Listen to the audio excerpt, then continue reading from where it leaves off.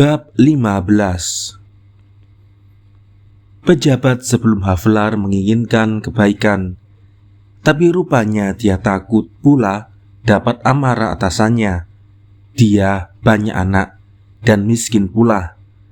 Karena itu dia hanya bicara saja dengan residen mengenai apa yang dia sendiri anggap kesalahan yang keterlaluan, dan tidak menyebutnya dalam laporan yang resmi. Dia tahu bahwa seorang residen tidak suka menerima laporan resmi tertulis yang tetap akan tinggal dalam arsipnya, dan kemudian akan dapat menjadi bukti bahwa orang telah tepat pada waktunya mengingatkannya kepada sesuatu kesalahan. Sedangkan jika laporan itu disampaikan secara lisan, dia bisa saja tanpa resiko apa-apa melayani atau tidak melayani sesuatu pengaduan. Laporan lisan demikian biasanya disusul dengan panggilan terhadap bupati yang tentu saja menyangkal segala tuduhan dan meminta bukti-bukti. Maka dipanggillah orang-orang yang begitu berani memasukkan pemaduan, dan sambil menyembah kaki adipati mereka minta ampun atas pengaduannya itu. Tidak, kerbaunya tidak diambil begitu saja. Mereka percaya bahwa akan dibayar harganya lipat ganda. Tidak, mereka bukannya dipanggil dari ladangnya untuk bekerja tanpa bayaran di sawah-sawah kepunyaan bupati. Mereka tahu betul bahwa adipati akan membayar mereka dengan royal kemudian. Mereka memasukkan pengaduan pada saat mereka kesal tanpa alasan. Mereka gila dan memohon supaya dihukum karena kekurang ajaran itu. Maka tahulah residen alasan sesungguhnya dari penarikan kembali pengaduan itu. Namun penarikan kembali itu memberinya kesempatan yang baik untuk mempertahankan bupati dalam jabatannya dan kehormatannya. Dan dia sendiri tidak perlu mempersulit pemerintah dengan berita yang kurang baik. Suatu tugas yang tidak enak, mengadu-adu. Yang dakar itu hukum dera dengan rotan. Sang bupati tampil sebagai pemenang dan sang residen kembali ke ibu kota dengan perasaan senang bahwa ia telah menyelesaikan perkara itu dengan baik. Tapi apa yang harus dilakukan asisten residen kalau keesokan harinya datang lagi pengadu-pengadu lain kepadanya? Atau, dan ini sering terjadi, kalau pengadu-pengadu itu juga kembali dan menarik kembali pernyataan mereka, apakah ia harus mencatat lagi perkara itu dalam laporannya untuk membicarakan lagi dengan residen, untuk melihat lagi komedi yang sama dipentaskan, dengan akhirnya dianggap sebagai orang bodoh dan jahat yang selalu memajukan pengaduan, dan selalu pula pengaduannya ditolak sebagai tidak beralasan. Dan apa jadinya dengan hubungan persahabatan yang begitu perlu antara kepala Bumi Putra yang paling penting dengan pejabat Eropa yang pertama? Jika pejabat itu selalu saja mendengarkan pengaduan-pengaduan palsu terhadap kepala Bumi Putra itu, dan terutama apa jadinya dengan pengadu-pengadu yang malang itu sesudah mereka kembali ke dusunnya di bawah kekuasaan kepala distrik atau kepala kampung yang mereka adukan sebagai pelaksana kesewenang-wenangan sang bupati? Apa jadinya dengan pengadu-pengadu itu? Barang siapa yang bisa lari, larilah.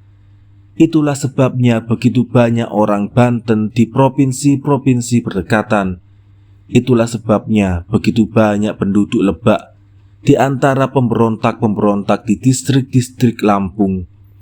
Itulah sebabnya Havelar dalam pidatonya bertanya kepada kepala-kepala, apakah sebabnya maka begitu banyak rumah yang kosong di dusun-dusun?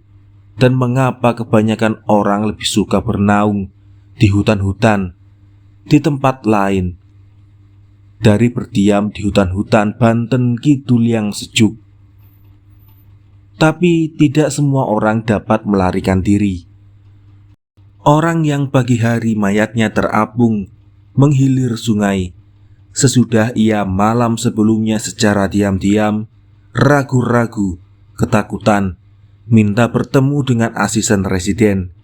Dia tidak perlu lagi melarikan diri. Barangkali dapat dianggap lebih berperi kemanusiaan untuk segera membunuhnya daripada membiarkannya hidup beberapa saat lagi. Dia luput dari penganiayaan yang menunggunya bila kembali ke kampung, luput dari dera rotan sebagai hukuman bagi orang yang sekejap mengira bahwa ia bukan binatang, bukan sepotong kayu atau batu yang tidak bernyawa. Hukuman bagi orang yang sekejap mengira bahwa ada hukum di dalam negeri dan bahwa asisten residen mempunyai kemauan dan kekuasaan untuk menegakkan hukum itu. Bukankah sesungguhnya lebih baik mencegah orang itu kembali keesokan harinya kepada asisten residen sebagaimana yang dinasihatkan kepadanya malam hari oleh suruhan pejabat itu, dan membenamkan pengaduannya ke dalam air Ciujung yang kuning, yang akan membawanya perlahan-lahan ke muara. Sungai itu sudah bisa jadi pembawa hadiah muhibah dari hiu-hiu di pedalaman kepada hiu-hiu di lautan. Dan Havlar tahu semua itu. Dapatkah pembaca merasakan apa yang bergolak dalam hatinya bila ia mengingat bahwa ia wajib menegakkan hukum dan untuk itu bertanggung jawab kepada kekuasaan yang lebih tinggi dari kekuasaan suatu pemerintahan yang mewajibkan hukum dalam undang-undangnya, tapi tidak selalu suka menjalankannya? Dapatkah pembaca merasakan betapa ia terombang-ambing oleh keraguan-raguan? Bukan keraguan-raguan tentang apa yang harus dilakukannya, tapi tentang cara melakukannya. Ia mulai dengan lemah lembut. Ia berbicara dengan Adipati sebagai saudara tua. Janganlah Anda kira bahwa saya, karena senang dengan pahlawan cerita saya, membagus-baguskan caranya berbicara. Tapi dengarlah bagaimana sekali waktu sesudah percakapan demikian, sang bupati mengirim patihnya kepadanya untuk mengucapkan terima kasih atas keikhlasan kata-katanya. Dan bagaimana lama sesudah itu, sang patih dalam pembicaraannya dengan Kontelir Verbroek, sesudah Havlar tidak lagi jadi asisten residen Lebak. Jadi, sesudah orang tidak bisa mengharapkan apa-apa lagi daripadanya, atau tidak perlu takut lagi kepadanya. Bagaimana sang patih itu merasa terharu teringat kata-kata itu dan berseru, belum pernah ada tuan besar yang berbicara seperti itu. Ya, dia hendak menolong, menyelamatkan, bukan mencelakakan. Ia kasihan kepada bupati. Ia tahu bagaimana tertekannya orang yang tidak punya uang, lebih-lebih jika ia terancam kehinaan dan keaiban. Maka ia mencari-cari alasan untuk membenarkan sang bupati. Bupati itu sudah tua. Dia adalah kepala suatu kaum yang hidup mewah di provinsi-provinsi yang berdekatan, di mana banyak dihasilkan kopi dan banyak hasil tambahan. Bukankah ia merasa hina jika tingkat hidupnya jauh di bawah keluarganya yang lebih muda? Lagi pula, ia fanatik dan mengira dengan bertambahnya usianya, ia dapat membeli keselamatan jiwanya dengan membayarkan orang lain naik haji dan memberi sedekah kepada penganggur-penganggur yang mendoa untuknya. Pejabat-pejabat sebelum Havlar di Lebak tidak selalu memberikan contoh yang baik. Dan akhirnya keluarga Bupati di Lebak itu yang hidup atas biayanya jadi begitu besar, sehingga sukar baginya untuk kembali ke jalan yang benar. Demikianlah Havelar mencari-cari alasan supaya jangan bertindak keras, dan sekali lagi mencoba apa yang dapat dilakukan dengan cara yang lemah lembut. Dan dia lebih jauh lagi menempuh jalan yang lebih dari lemah lembut, dan dengan kemuliaan hati yang mengingatkan kesalahan-kesalahan yang membuat dia begitu miskin. Ia selalu meminjami bupati itu uang atas tanggung jawabnya sendiri, sehingga bupati itu tidak terpaksa harus melakukan kejahatan mencuri. Dan ia seperti biasa sampai lupa diri dan menghemat keperluannya sendiri dan keluarganya sehemat-hematnya, supaya dapat menolong sang bupati dengan uang sedikit yang masih dapat disisihkannya dari penghasilannya. Kalau masih perlu lagi membuktikan betapa lemah lembutnya Havelar menjalankan kewajibannya yang sukar, hal itu dapat dibuktikan dengan pesannya secara lisan kepada kontelir waktu ia untuk beberapa hari berangkat ke Serang. Katakan kepada residen yang mendengar tentang kesalahan-kesalahan yang terjadi di tempat ini, jangan dia mengira bahwa saya masa bodoh dengan kesalahan-kesalahan itu. Saya tidak segera melaporkannya secara resmi karena saya kasihan kepada bupati itu, dan saya tidak mau dilakukan tindakan keras terhadapnya sebelum saya mencoba menyadarkan dia akan kewajibannya dengan jalan yang lurus. Havelar seringkali berhari-hari keluar. Kalau ia ada di rumah, biasanya ia di kamar yang di dalam peta kita dinyatakan dengan bidang ketujuh. Di sana ia biasanya menulis dan menerima orang-orang yang hendak bicara dengannya. Sengaja dipilihnya tempat itu supaya dekat dengan Tine yang biasanya berada di kamar sebelahnya. Begitu mesra hubungan mereka, sehingga Max juga apabila ia sedang mengerjakan sesuatu yang memerlukan tenaga dan perhatiannya, selalu ingin melihat atau mendengarnya. Seringkali lucu rasanya bagaimana ia tiba-tiba menegurnya dan berbicara tentang hal-hal yang sedang dipikirkannya, dan betapa cepat ini, tanpa mengetahui apa yang sedang dipikirkannya, menangkap arti pendapat yang dikemukakannya yang biasanya pula tidak dijelaskannya lagi. Seolah-olah dengan sendirinya Tine tahu apa yang dimaksudnya. Sering kali pula, jika ia tidak senang dengan pekerjaannya atau dengan sesuatu berita yang baru diterimanya, ia melompat dan mengatakan sesuatu yang tidak enak kepadanya, yang sebenarnya tidak bersalah apa-apa dalam hal itu. Tapi Tine suka mendengarnya, sebab itu membuktikan bahwa ia ada di dalam hati Max. Dan memang tidak pernah Max menyatakan menyesal telah berkata kasar demikian, dan Tine tidak merasa perlu memberi maaf.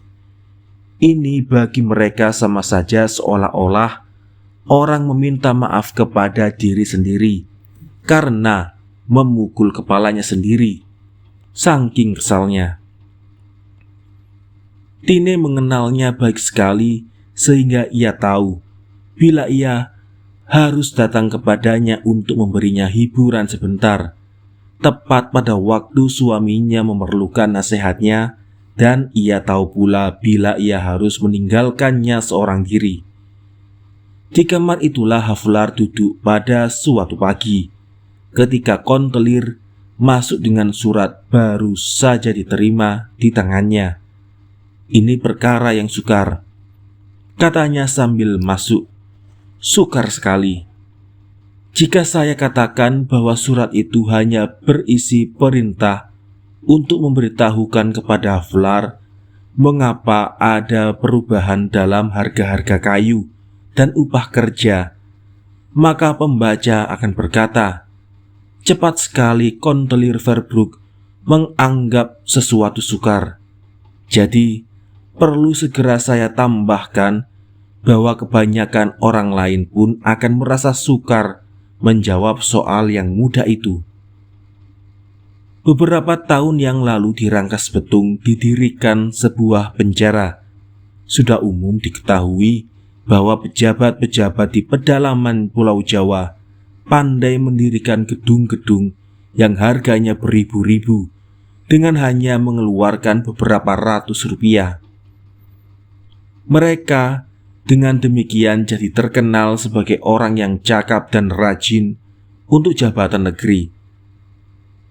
Perbedaan antara uang yang dikeluarkan dan harga barang yang diperoleh dengan uang itu dicukupi dengan barang yang diserahkan tanpa bayaran dan tenaga manusia yang tidak dibayar. Sudah beberapa tahun ada peraturan-peraturan yang melarang praktek semacam itu. Tidak dipersoalkan di sini apakah peraturan-peraturan itu dipatuhi. Pun tidak dipersoalkan apakah pemerintah sendiri ingin supaya dipatuhi dengan ketelitian yang akan memberatkan bagi anggaran belanja Departemen Pembangunan. Agaknya halnya sama dengan semua peraturan lain yang nampaknya begitu penuh peri kemanusiaan di atas kertas. Nah, di Rangkas Betung banyak gedung yang harus didirikan, dan insinyur-insinyur yang mendapat tugas untuk merencanakan proyek itu tentu saja minta keterangan tentang harga-harga setempat, upah kerja, dan bahan-bahan. Havelaar memerintahkan kepada Kontelir melakukan pemeriksaan yang teliti tentang itu dan meminta kepadanya untuk memberikan harga-harga yang sebenarnya tanpa melihat apa yang dahulu terjadi.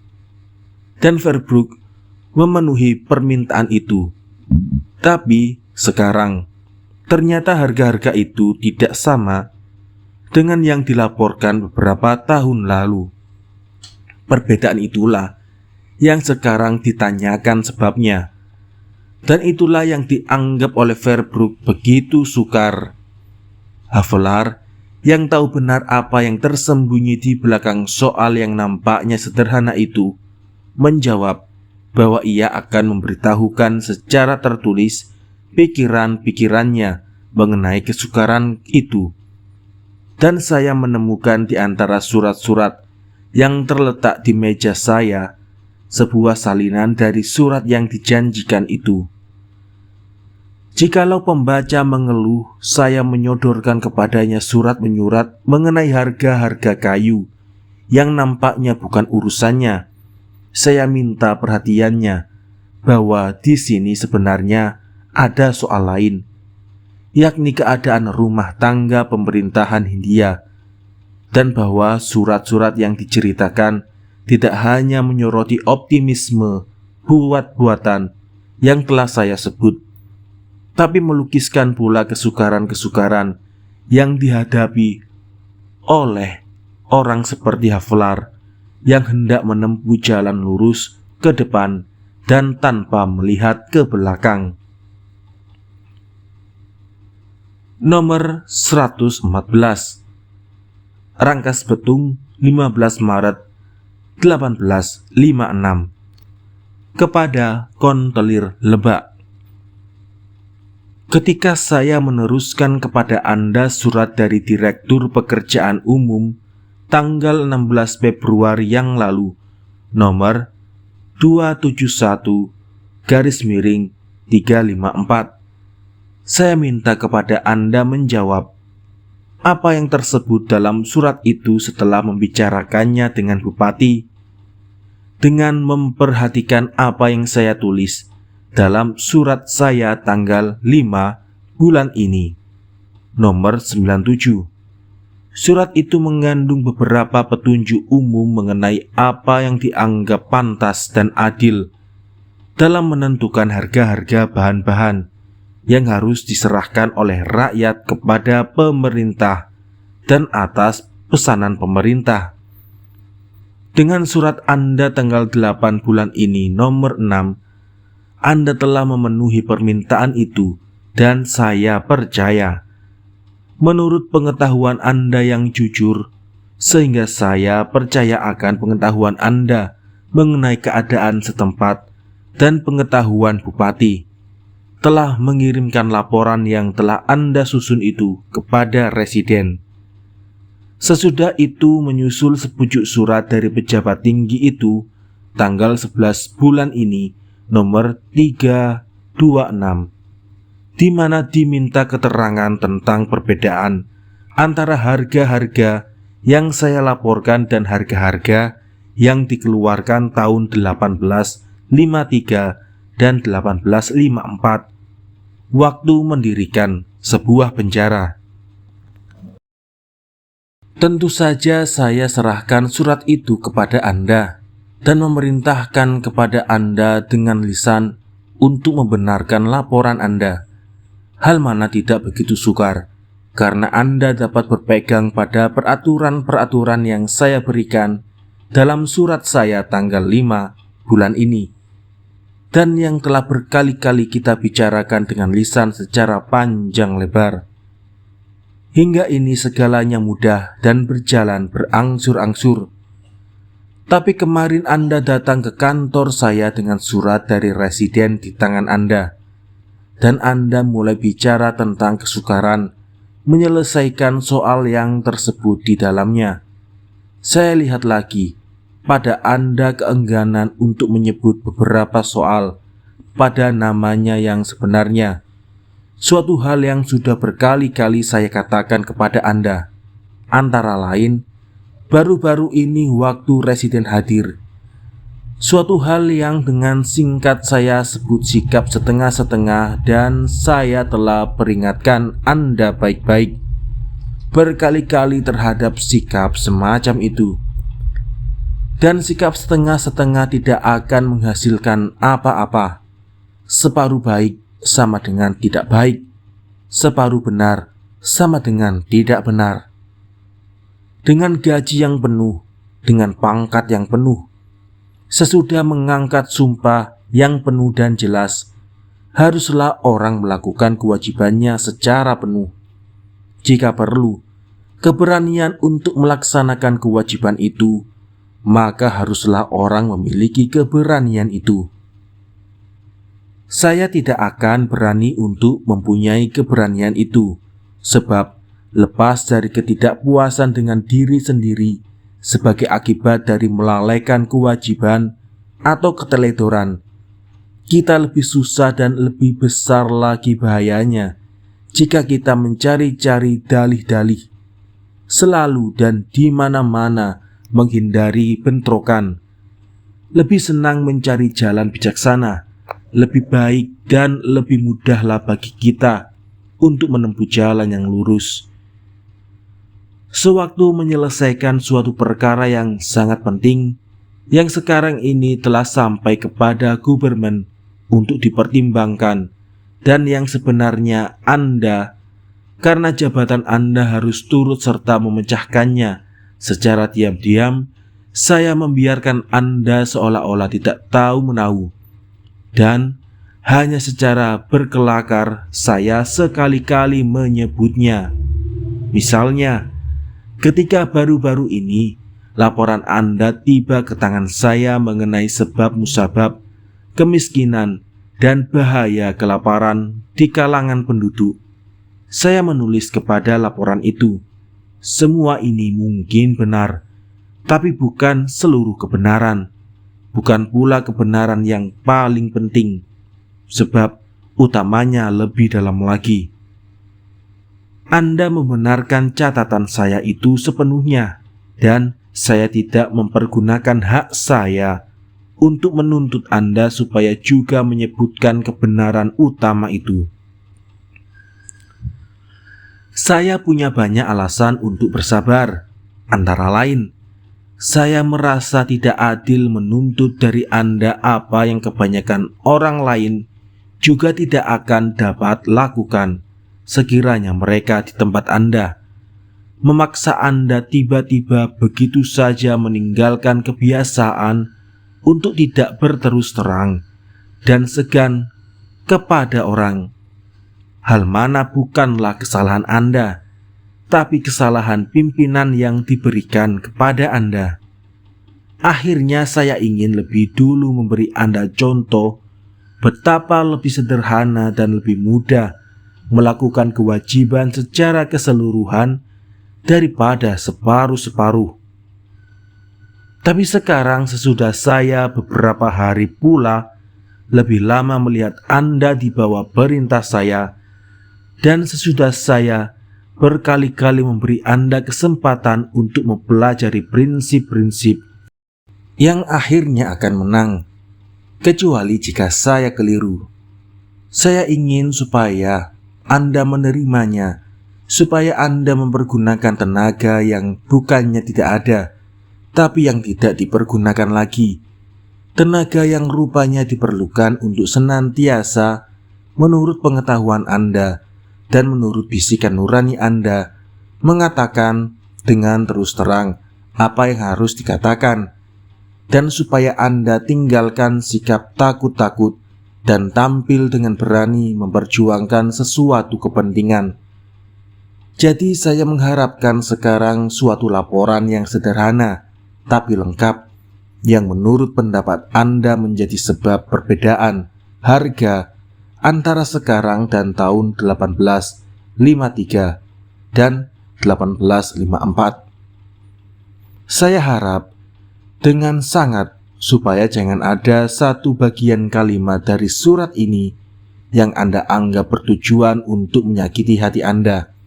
Saya percaya bahwa Anda sudah cukup mengenal saya untuk mengetahui bahwa saya tidak berkata lebih atau kurang dari apa yang saya maksud.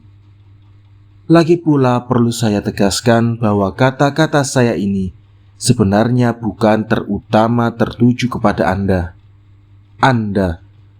tapi kepada sekolah di mana Anda dididik menjadi pegawai negeri Hindia. Tapi keadaan yang meringankan ini menjadi batal jika Anda lebih lama bergaul dengan saya, yang mengabdi gubermen di bawah pimpinan saya, tapi terus juga mengikuti kebiasaan yang saya tentang. Anda sudah melihat bahwa saya tidak mau mempergunakan kata yang mulia. Saya bosan dengan kata itu. Janganlah pula Anda mempergunakannya, dan biarlah yang mulia kita, dan di mana perlu yang sangat mulia kita, terbukti kemuliaannya di tempat lain, dan terutama hendaklah hal itu terbukti dengan cara lain dari sekedar gelar yang membosankan itu, gelar yang mengganggu arti kalimat. Asisten Residen Lebak, Max Havelaar. Beberapa orang pejabat yang mendahului Havelaar marah dengan jawaban atas surat itu. Sewaktu bukti bahwa ia tidak salah menyebutkan juga contoh-contoh yang buruk dari masa silam di antara sebab-sebab yang meringankan kesalahan sang bupati.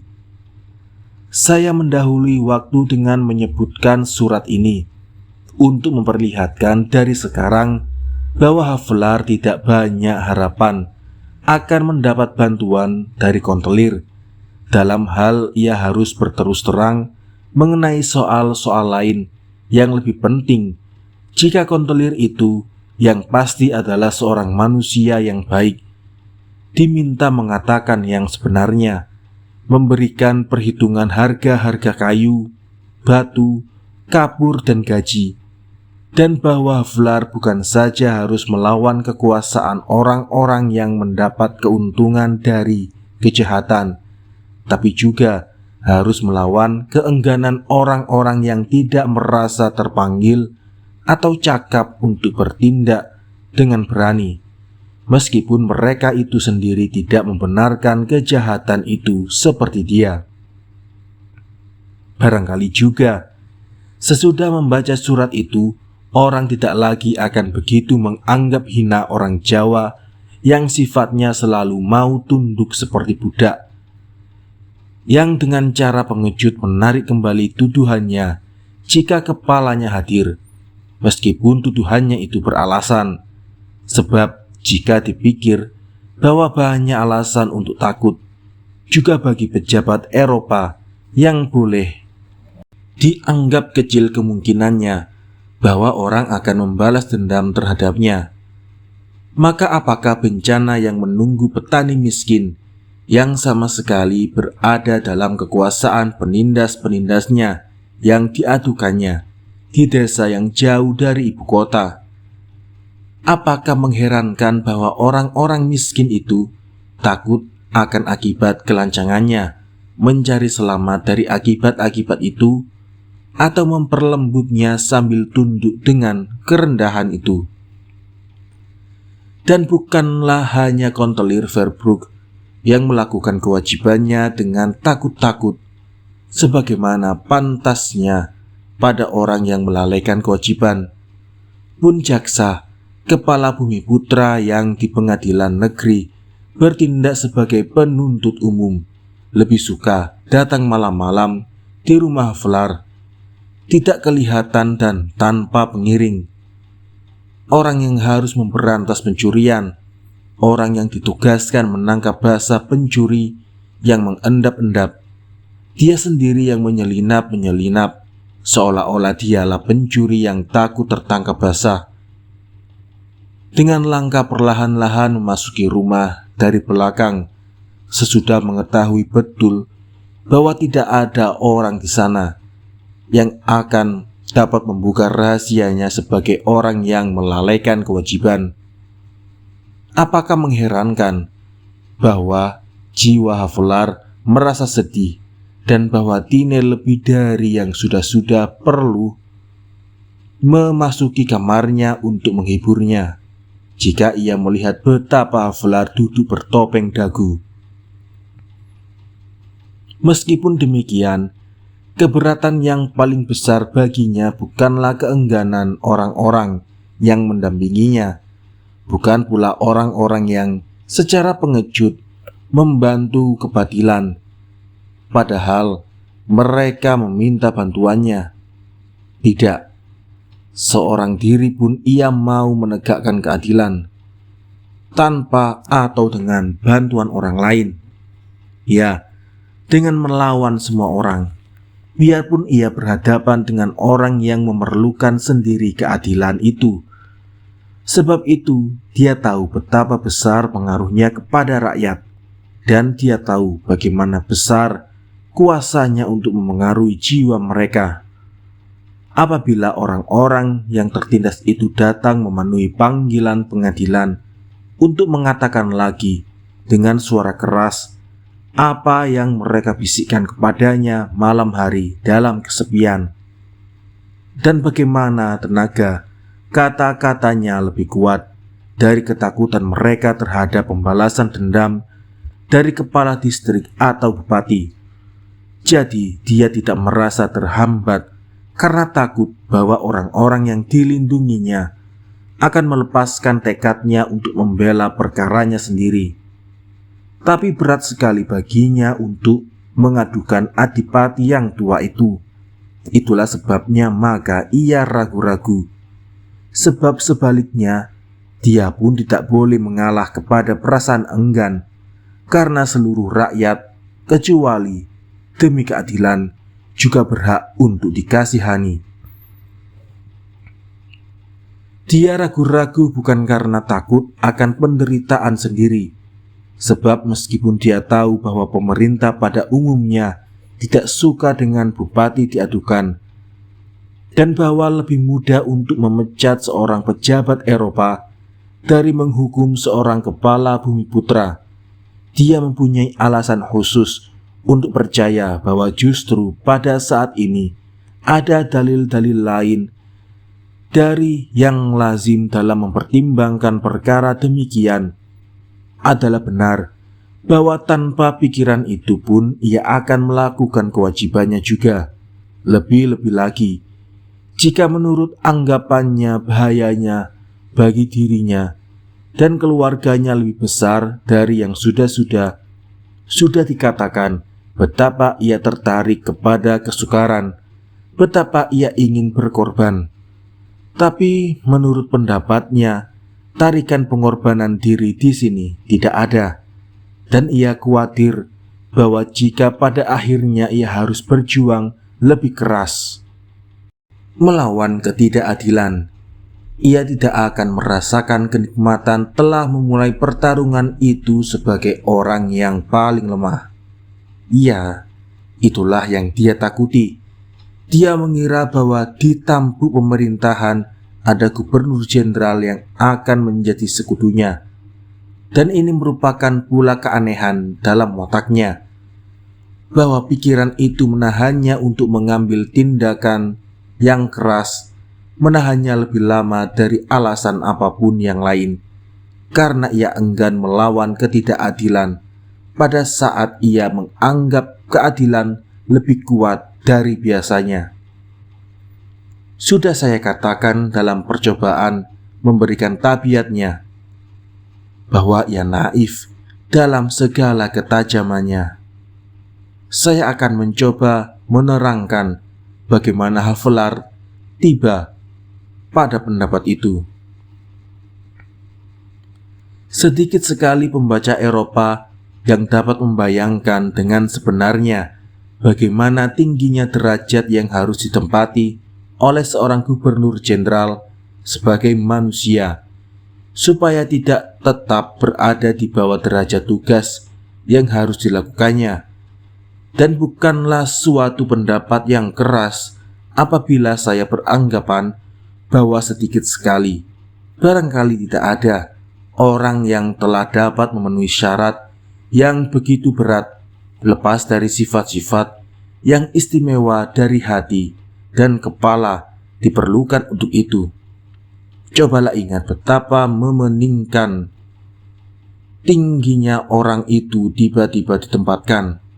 Orang yang kemarin masih seorang warga biasa, sekarang memegang kekuasaan atas berjuta-juta rakyat. Orang yang baru beberapa waktu yang lalu tersembunyi di antara lingkungannya, tidak menonjol dalam pangkat atau kekuasaan, biasanya secara tiba-tiba diangkat di atas orang banyak yang jauh lebih besar jumlahnya dari lingkaran kecil yang dahulu membenamnya sehingga tidak kelihatan oleh orang. Dan saya kira tepatlah jika saya menyebut tempatnya yang tinggi itu membuat pemandangan orang berputar-putar, seperti orang yang kepalanya menjadi pusing karena tiba-tiba melihat jurang di depannya, atau seperti kita menjadi buta apabila kita dengan cepat dipindahkan dari tempat yang gelap pekat ke tempat yang cerah.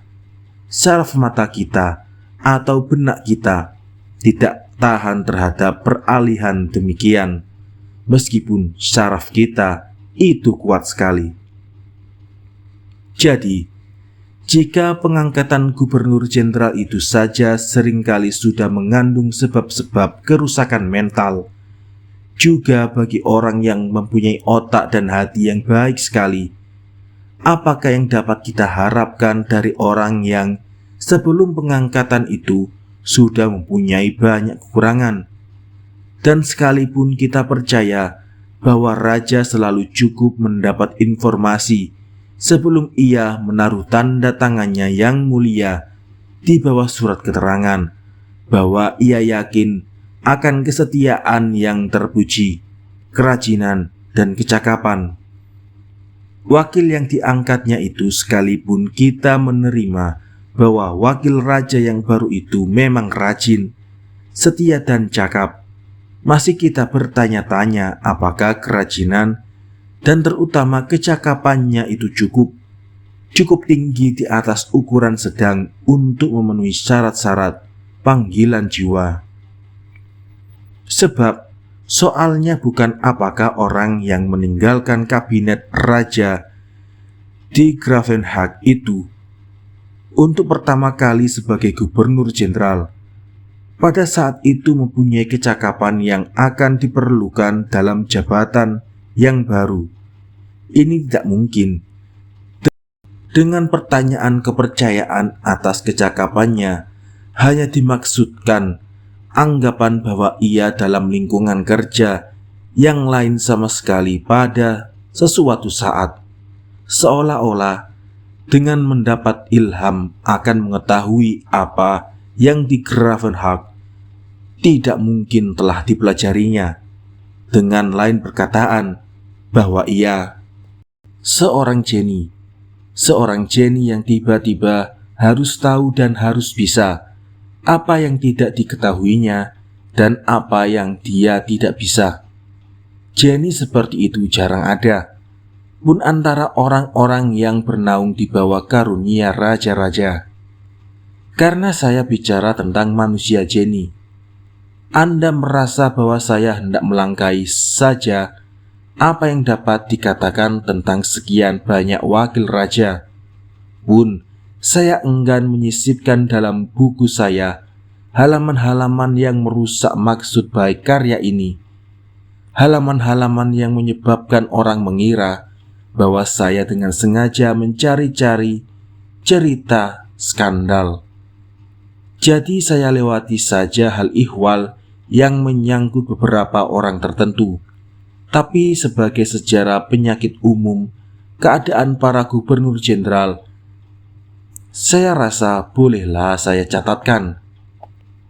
Tahap pertama, pusing-pusing, mabuk kemenyan, menganggap diri hebat, kepercayaan diri berlebih-lebih, meremehkan orang lain, terutama orang-orang yang sudah lama tinggal di negeri Hindia. Tahap kedua, lelah, takut, dan khawatir, lesu, mau tidur saja dan diam, percaya berlebih-lebihan kepada Dewan Hindia, rindu tinggal di dusun kecil di negeri Belanda. Antara kedua stadium itu dan sebagai masa peralihan, barangkali sebagai sebab peralihan itu, sakit perut karena disentri. Saya percaya bahwa banyak orang di Hindia yang berterima kasih atas diagnosa ini. Orang dapat mempergunakannya dengan baik, sebab dapat dipastikan bahwa orang sakit yang karena terlalu keras bekerja dalam periode yang pertama, kesal setengah mati kepada seekor nyamuk, kemudian sesudah sakit perut bisa saja menghadapi onta. Atau lebih jelas lagi, bahwa seorang pejabat yang menerima hadiah bukan dengan maksud memperkaya diri. Misalnya, setandan pisang seharga beberapa duit diusir dengan cerca dan nista dalam periode pertama penyakit itu. Tapi bahwa orang yang sabar menunggu babak masa yang terakhir dengan tenang dan tanpa khawatir akan mendapat hukuman, dapat merampas kebun tempat pisang itu tumbuh, beserta kebun-kebun yang terletak sebelah menyebelahnya, dan rumah-rumah di sekitarnya, dan apa yang ada dalam rumah itu, dan lain-lain lagi, sampai semuanya. Setiap orang boleh memetik keuntungan dari catatan patologis filosofis ini, dan hendaknya merahasiakan nasihat saya ini, supaya jangan banyak saingan. Terkutuk bahwa amarah dan kesedihan seringkali memakai selubung satir yang compang-camping. Terkutuk bahwa air mata jika hendak dipahami harus disertai wajah yang menyeringai. Atau apakah karena saya kurang mahir, maka saya tidak menemukan kata-kata untuk menyebutkan betapa dalamnya luka yang menggerogoti pemerintahan negara kita, tanpa mencari-cari gaya Figaro atau Polichinelle. Gaya, ya, di depan saya ada surat-surat yang mengandung gaya, Gaya yang menunjukkan bahwa ada manusia di dekat sini, seorang manusia yang berharga untuk diuluri jabatan tangan. Dan apakah yang tercapai oleh Havelaar yang malang dengan gayanya itu? Dia tidak menerjemahkan air mata menjadi muka yang menyeringai. Dia tidak mengejek. Dia tidak mencoba mengenai sasaran dengan warna aneka ragam atau dengan berlucu-lucu seperti tukang teriak di depan kemah kermis. Apakah yang tercapai olehnya? Jika saya dapat menulis seperti dia, saya akan menulis lain dari dia. Gaya. Apakah Anda dengar bagaimana ia berbicara kepada kepala-kepala lebak? Apakah yang tercapai olehnya? Jika saya dapat bicara seperti dia, saya akan bicara lain dari dia. Persetan dengan bahasa yang ramah tamah, persetan dengan kelembutan, keterus-terangan, kejelasan, kesederhanaan, perasaan, persetan dengan segala yang mengingatkan kepada ucapan Horatius, orang yang lurus dan teguh pada pendiriannya. Di sini, terompet-terompet dan gemerencang pukulan canang, desis panah api, dan bunyi goresan dawai-dawai yang sumbang. Dan di sana sini, kata yang benar, yang menyelinap sebagai barang terang, tertutup oleh bunyi gendang yang gegap gempita dan suitan yang merusak telinga. Gaya. Dia punya gaya.